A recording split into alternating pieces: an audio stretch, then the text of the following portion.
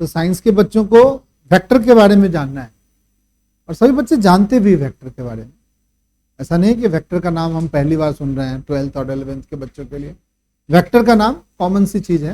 Vector होती है एक चीज, एक ऐसी फिजिकल क्वांटिटी जिसके पास मैग्नीट्यूड और क्या होगा, डायरेक्शन होगा। वेक्टर को हम ऐड भी करते हैं। वेक्टर के ऐड करने का दो रूल है, एक ट्रायंगल लॉ है और एक पैरेललोग्राम लॉ होता है, सब बच्चे जानते हैं। ट्रायंगल लॉ और पैरेललोग्राम लॉ का जो रिजल्टेंट वेक्टर का जो फॉर्मूला है वो एक ही होता है, नहीं होता है।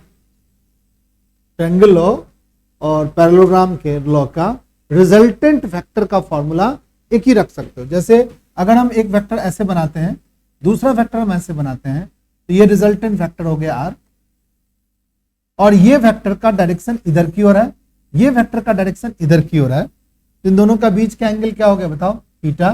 तो आर की वैल्यू कितनी हो गई बताओ। अगर ये हमारा ए वेक्टर है और ये हमारी क्या है बताओ, बी वेक्टर, तो रिजल्टेंट ए स्क्वायर प्लस में बी स्क्वायर प्लस में 2ab cos थीटा। और ए और बी जो है ना, ये हमारा मैग्नीट्यूड है, ये किसके बराबर होता है, आर स्क्वायर के बराबर होता है, नहीं, आर स्क्वायर के बराबर होता है। आर स्क्वायर की क्या होता है, बराबर होता है।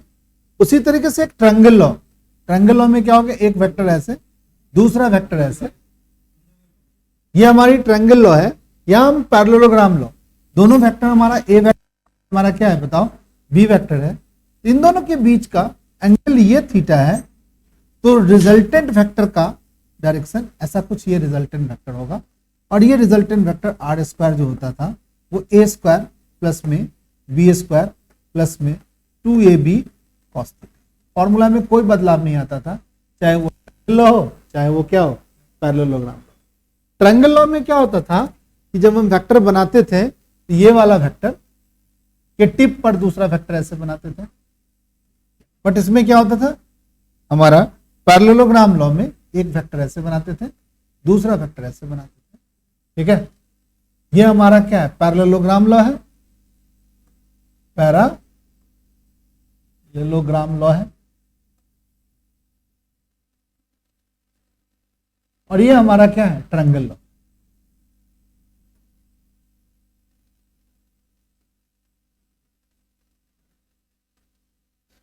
अब ये रिजल्टेंट वेक्टर का डायरेक्शन, यहां जो हम लोग डायरेक्शन लिखते थे, इसको शायद पता हो, अल्फा या बीटा या गामा एंगल से ऐसे लिख सकते हैं।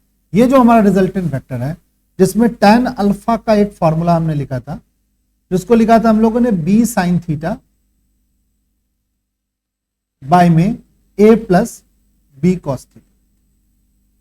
सेम टू सेम ये भी होगा, यहां भी वही होगा, tan अल्फा, ये एंगल अल्फा होगा। देखो ये जो अल्फा एंगल है वो ए वेक्टर के साथ बना रहा है, ए वेक्टर के साथ अल्फा एंगल बना रहा है, यहां भी ए वेक्टर के साथ ये अल्फा एंगल बनाएगा, तो tan अल्फा का ये भी फॉर्मूला क्या होगा भाई, tan अल्फा बताओ फटाफट, बी साइन थीटा बाय में क्या होगा बताओ, ए प्लस बी कॉस। इतनी बात सब बच्चे जानते हैं। पर वेक्टर का दो तरीके का प्रोडक्ट होता है, एक वेक्टर का क्या होता है बताओ, डॉट प्रोडक्ट होता है, और एक क्या होता है, क्रॉस प्रोडक्ट, नहीं होता है। चलो भाई, वेक्टर का डॉट प्रोडक्ट यानी प्रोडक्ट ऑफ वेक्टर को हम दो तरीके से समझ सकते हैं। प्रोडक्ट ऑफ वेक्टर को हम क्या सकते हैं, प्रोडक्ट ऑफ वेक्टर, वेक्टर का प्रोडक्ट दो तरीके का समझ सकते हैं, एक वेक्टर का डॉट प्रोडक्ट और एक वेक्टर का क्या, क्रॉस प्रोडक्ट।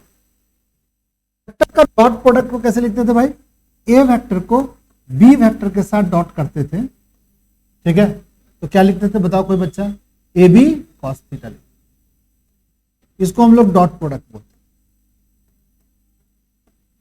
डॉट प्रोडक्ट का कोई दूसरा नाम बता सकता है कोई बच्चा, स्केलर प्रोडक्ट।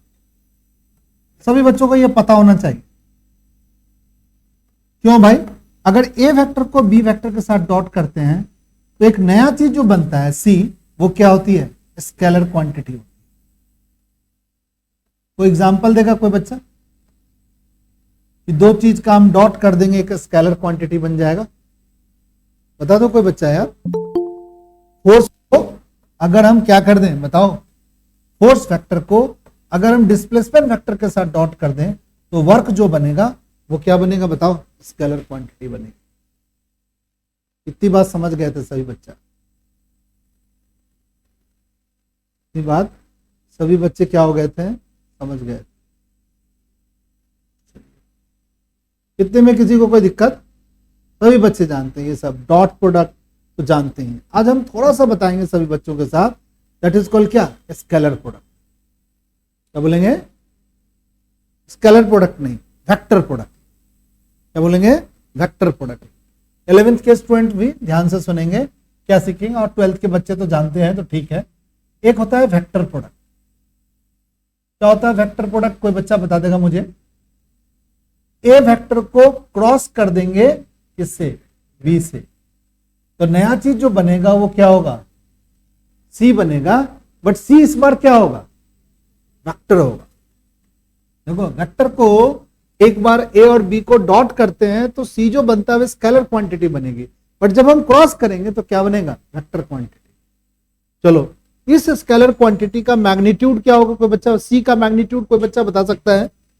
सी का मैग्नीट्यूड बता सकता है कोई बच्चा? इस सी का मैग्नीट्यूड क्या होगा, कोई बच्चा बताएगा?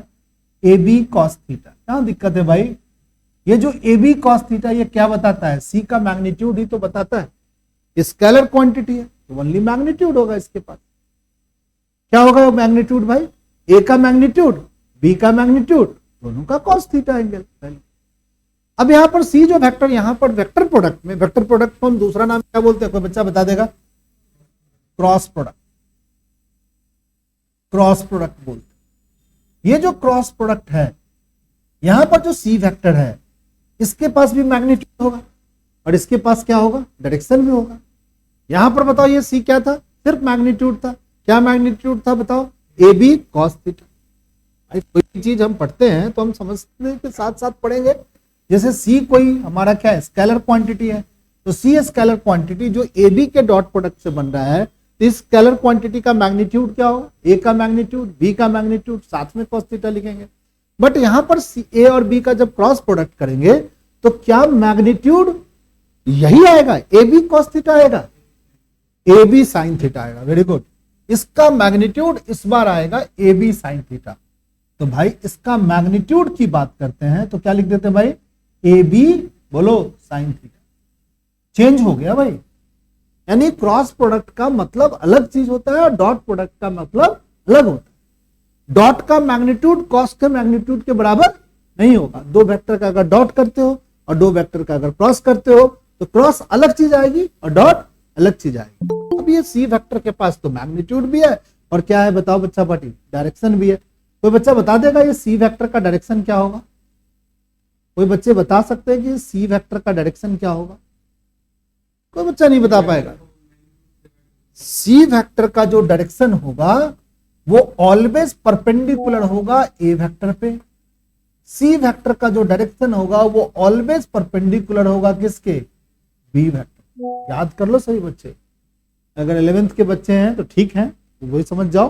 12th के बच्चे भी आप इसको याद कर लो कि जो नया वेक्टर सी बनेगा वो ऑलवेज परपेंडिकुलर होगा किस पे, ए वेक्टर पे और या तो बी वेक्टर पे। अगर जिस बच्चे को ये बात नहीं पता है तो प्लीज उसको दिमाग में रखना पड़ेगा, ये हम बार बार क्रॉस प्रोडक्ट करेंगे हमें डिफरेंट जगह पे। अब इस बात को थोड़ा और एक्सप्लोर कर लेते हैं। क्या थोड़ा सा हम एक्सप्लोर करेंगे भाई, कि अगर हमारा ये हमारा ए वेक्टर है मान लीजिए, और ये हमारा क्या है, बी वेक्टर, ए और बी वेक्टर, ये दो वेक्टर है हमारा, ये मान लेते हैं हम लोग, और ये बी वेक्टर।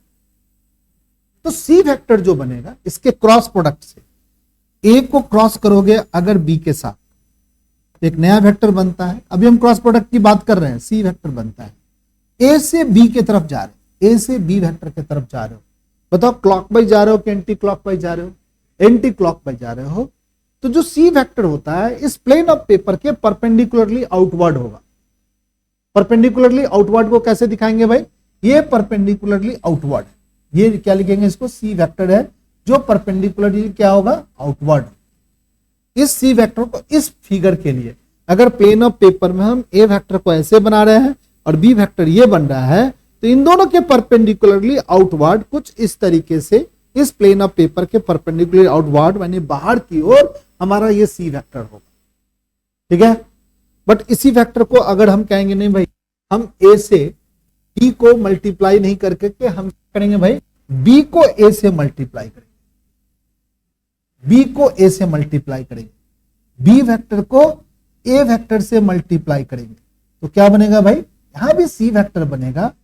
अब बताना है बच्चा पार्टी को कि यह हमारा सी वेक्टर क्या इस सी वेक्टर के बराबर होगा, क्या मैग्नीट्यूड बराबर होगा, मैग्नीट्यूड बराबर होगा सर, क्या डायरेक्शन बराबर होगा, नहीं सर डायरेक्शन नहीं बराबर होगा, डायरेक्शन क्या होगा, परपेंडिकुलरली इनवर्ड होगा, इनवर्ड होगा, परपेंडिकुलरली इनवर्ड को ऐसे दिखाया गया। आगे चल करके किसी प्लेन ऑफ पेपर के परपेंडिकुलरली आउटवर्ड सीन को हम ऐसे बनाएंगे, अगर ऐसे डॉट बनाते हैं यानी ये चीज परपेंडिकुलरली क्या है, आउटवर्ड है, और जब हम ऐसे क्रॉस बनाते हैं तो ये चीज परपेंडिकुलरली क्या है, इनवर्ड है। मैग्नेटिक फील्ड के बारे में हमने पढ़ाया है 12th वाले क्लासेस में, मैग्नेटिक फील्ड अगर कोई डॉट बनाता है तो परपेंडिकुलरली क्या है, आउटवर्ड है, और कोई क्रॉस बनाता है तो वो परपेंडिकुलर इस प्लेन ऑफ पेपर का, जिस प्लेन पर, अगर तुम कागज पर अगर बनाते हो, तुम अपने कॉपी में बनाते हो, तो ये जो चीज है ये डायरेक्शन परपेंडिकुलरली आउटवर्ड को रिप्रेजेंट करता है, और ये डायरेक्शन परपेंडिकुलरली क्या होता है, इनवर्ड को रिप्रेजेंट। अब एक चीज लास्ट बात सभी बच्चे बता दो कि ए को जब हमने बी से मल्टीप्लाई किया तब भी सी वेक्टर बना, और बी को अगर हम सी के साथ क्रॉस किए तब भी हमने सी वेक्टर बनाया।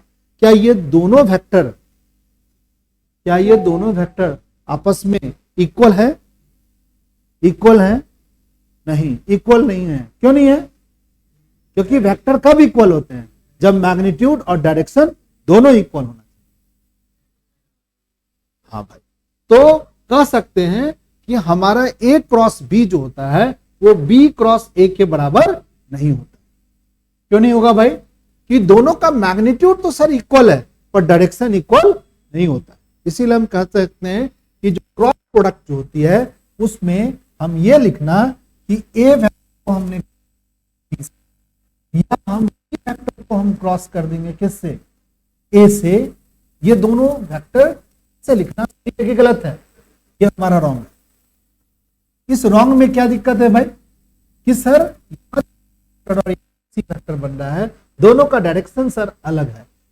अगर इसका मैग्नीट्यूड की बात करते हो तब तो ये सर सही है, बट अगर मैग्नीट्यूड हटा देते हो सर, ठीक है, तब ये बात रॉन्ग है। इसको करेक्ट बनाने के लिए क्या करना पड़ेगा बताओ कोई बच्चा, एक बच्चा बता रहा था कि ए क्रॉस को बी करेंगे और इसको मल्टीप्लाई कर देंगे किससे, निगेटिव साइन बी क्रॉस क्या है, कि किसी भी वेक्टर को जब हम निगेटिव साइन लगा देते हैं तो वेक्टर का क्या चेंज हो जाता है, डायरेक्शन चेंज हो जाता है। बहुत अच्छा, तो हमने सिर्फ, तो हमें क्या चेंज करना है बच्चा पार्टी, डायरेक्शन ही तो चेंज करना है। हमने इसकी डायरेक्शन को क्या कर दिया बताओ, चेंज कर दिया। यानी कह सकते हो कि हमारा वेक्टर का डॉट प्रोडक्ट तो कॉम्यूटेटिव नेचर का होता है। तो बच्चे ए वेक्टर को अगर डॉट करोगे बी वेक्टर के साथ, या बी वेक्टर को डॉट करोगे ए वेक्टर के साथ, ये दोनों बात सही है, बट सही नहीं है। यानी इस तरीके की बात जो एक मानता है और एक नहीं मानता है, इस लॉ को बोलते हैं क्या, तो बच्चा बता देगा क्या बोलते हैं, लॉ ऑफ, बोलो, कम्यूटेटिव। तो आज हम लोग क्या सीखा, एक क्रॉस प्रोडक्ट के बारे में सीखा जो कम्यूटेटिव लॉ को ओबे नहीं करता है। सिर्फ याद रखना है क्या बच्चों को, कि ए क्रॉस बी अगर सी नया वेक्टर जनरेट करेगा तो जो सी वेक्टर आएगा उसका डायरेक्शन ए पर भी परपेंडिकुलर होगा और क्या होगा, बी पर परपेंडिकुलर होगा।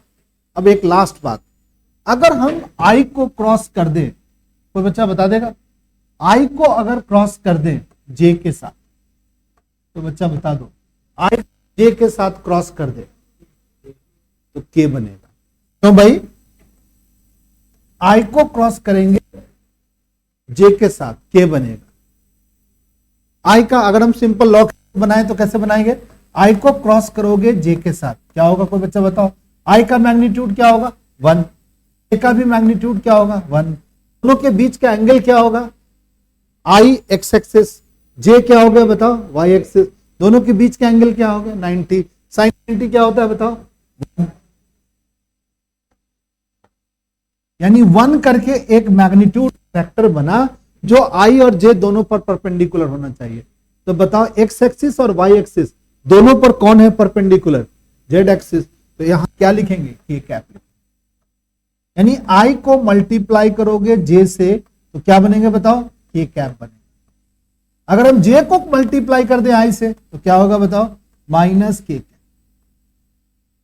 लास्ट ये सर्किल है, यहां पर आई बनाएंगे, यहां पर क्या बनाएंगे जे, और यहां पर क्या बनाएंगे के। तो इसको साइक्लिक ऑर्डर में लिखो, आई को जे से मल्टीप्लाई करोगे तो क्या लिखोगे, के, जे को के से मल्टीप्लाई करोगे क्या लिखोगे, आई, के को आई से मल्टीप्लाई करोगे क्या होगा, जे, उल्टा करोगे माइनस का साइन। इतनी बात 11th के स्टूडेंट को भी पता होना चाहिए, और क्या होना चाहिए 12th के प्रोग्राम में। 11th में ये कॉन्सेप्ट हम लोग 7वें चैप्टर में रोटेशनल मोशन का जो चैप्टर हमें स्टार्ट करना है, system of particles and rotational motion, उस चैप्टर में टॉर्क एक फिजिकल क्वांटिटी है, जिस टॉर्क फिजिकल क्वांटिटी में इसका यूज होना है। ठीक है, हम लोग स्टार्ट करेंगे नेक्स्ट क्लास में।